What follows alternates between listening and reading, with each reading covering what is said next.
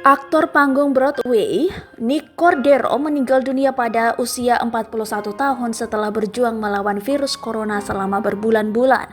Kabar duka itu disampaikan oleh istri Nick, Amanda Klotz. Tuhan memiliki malaikat lain di surga sekarang. Suamiku tersayang telah meninggal dunia pagi ini, tulis Amanda lewat akun Instagramnya @AmandaKlotz.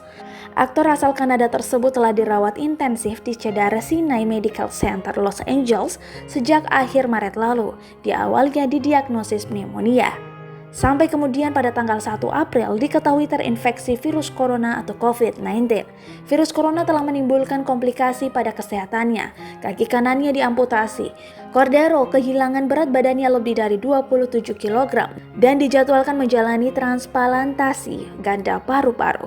Harapan akan kesembuhannya sempat muncul karena kondisinya membaik dan hasil tes menunjukkan dia sudah negatif virus corona. Dalam sebuah kesempatan, istrinya Amanda Klotz mengungkapkan bahwa kondisi paru-paru suaminya sudah rusak akibat serangan virus tersebut. Perjuangan Nick Cordero berakhir pada Minggu 5 Juli 2020.